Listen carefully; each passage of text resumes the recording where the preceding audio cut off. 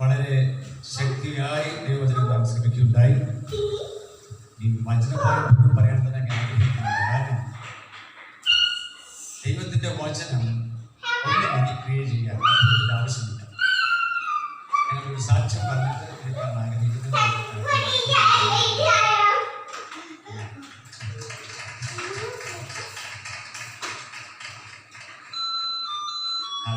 ഞാൻ ഈ lion of ജൂഡ എന്നുള്ള ചർച്ചിനെ കേൾക്കുന്നതിന്റെ കാര്യം നിന്നാണ്. കർത്താവിന്റെ ശുശ്രൂഷയിലായിരിക്കാൻ ദൈവത്തിന്റെ കൃപയാൽ ഞങ്ങൾക്ക് കഴിഞ്ഞ നാളിൽ ഇടയാക്കി. ഏകദേശം 80കളിൽ വടക്കേന്ത്യയിൽ പല ഗ്രാമങ്ങളിൽ പോയി കർത്താവിന്റെ സുവിശേഷം അറിയിപ്പാൻ എനിക്ക് ഇടയാക്കി. കർത്താവിന്റെ അനേക അത്ഭുതങ്ങൾ കാണാൻ ഇടയായി. ഞങ്ങൾ ഗ്രാമങ്ങളിലേക്ക് ചെന്നു. ചില സാക്ഷികൾ മാത്രമേ പറയുന്നുള്ളൂ. ഗ്രാമങ്ങളിൽ ചെന്നപ്പോൾ ഇലക്ഷന്റെ സമയമായിരുന്നു. ഞാൻ ജോലിയിൽ നിന്ന് അവധിയെടുത്താണ് പോയത്. ഒരു ടീമിലൂടെ പോയപ്പോൾ യേശുവിനെ കുറിച്ച് പറഞ്ഞപ്പോൾ അവർ ചോദിച്ചുകൊണ്ടാണ് അവർ ഏത് പാർട്ടിയിലാണെന്നാണ് ചോദിച്ചത്. ഏത് പാർട്ടിക്കാരനാണ് യേശു ഞങ്ങൾ വോട്ട് ചെയ്യാൻ വേണ്ടി? യേശുവിനെ കേൾക്കാത്ത ഒരു അനേക ജനങ്ങൾ വടക്കേണ്ടതുണ്ട്. ഹല്ലേലൂയ. അവർക്ക് വേണ്ടി നാം പ്രാർത്ഥിക്കുകയും കഴിവുള്ളവർ പോയി പ്രവർത്തിക്കുകയും ചെയ്യണം. കഴിഞ്ഞ നവംബറിൽ ഞങ്ങൾ 2 പേരും കൂടി ഞങ്ങൾ ഹിമാചൽ പ്രദേശ്, ജമ്മു പ്രദേശങ്ങളിൽ ചെന്നു. അനേക ജനങ്ങൾ ഇന്നും അന്ധകാരത്തിൽ ബന്ധിക്കപ്പെട്ടിരിക്കുകയാണ്. പാമ്പിനെ ആരാധിക്കുന്നവരാണവർ. അവിടെ ചെന്നപ്പോൾ ഭൂതം കയറിയവർ പാമ്പിനെ പോലെ ആടുന്നു. ദൈവത്തിന്റെ കൃപയാൽ ഞങ്ങൾ കൊണ്ടുപോകാനല്ല, ഞങ്ങൾ പ്രാർത്ഥിച്ച് അനേകർക്ക് വിടുതൽ ലഭിക്കാനിടയാക്കി. ഏകദേശം 8-10 പേർ സ്നാനപ്പെടുവാനിടയായി. അതിൽ ഞാൻ പറയാം, മലയാളികളല്ല, ലോക്കലായിട്ടുള്ളവരാണ്. മലയാളികൾ ആരും തന്നെ ഇല്ല.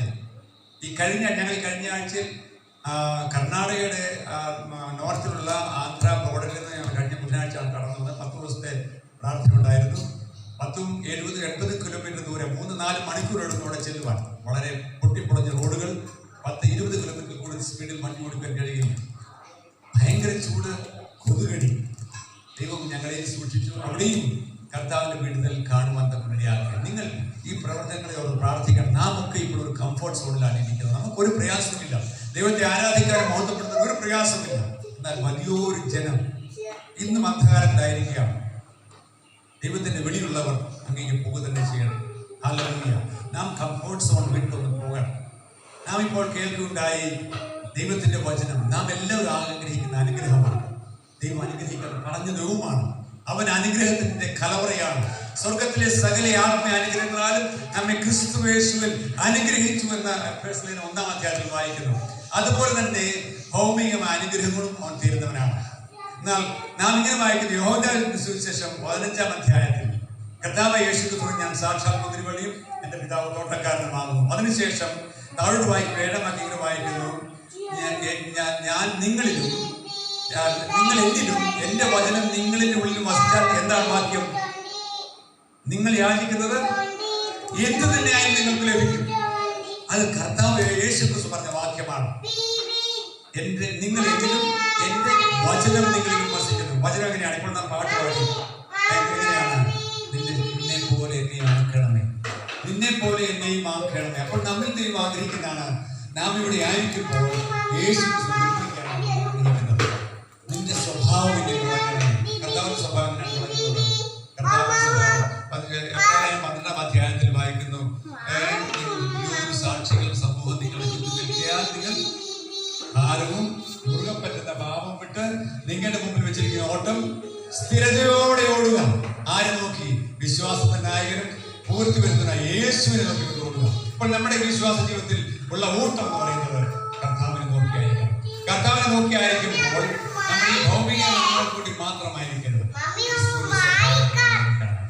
അവൻ ക്രൂസിലെ ലക്ഷ്യമാക്കി അവൻ മുമ്പിലുള്ള സന്തോഷം ഓർത്തുകൊണ്ട് അവൻ നമ്മൾക്ക് വേണ്ടി ക്രൂസിൽ യാഗമായി തരുന്നു. ഹല്ലേലൂയ.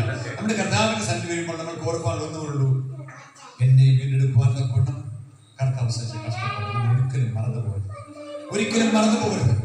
നമുക്ക് എനിക്ക് വേണ്ടി